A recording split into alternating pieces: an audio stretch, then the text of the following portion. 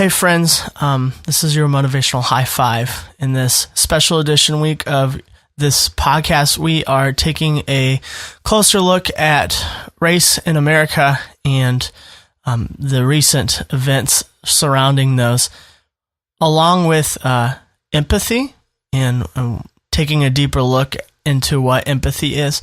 And so it only makes sense to share stories of empathy among racial unrest. And so this is what we're going to do. A couple of stories, a Microsode today, and then in a couple of days about some stories that I found online. And one of those stories that's going around is from a lady. Her name is Natasha Howell, and she's Black, and she's giving her perspective after these events, and it's being shared around, and it's an incredible story. So listen to this.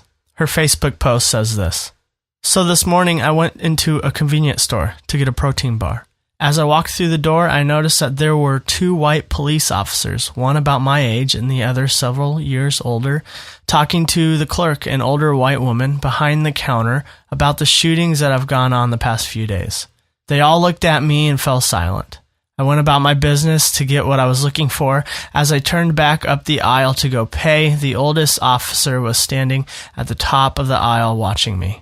As I got closer, he asked me how I was doing. I replied, "Okay, and you?" He looked at me with a strange look and asked me, "How are you really doing?" I looked at him and I said, "I'm tired." His reply was, "Me too."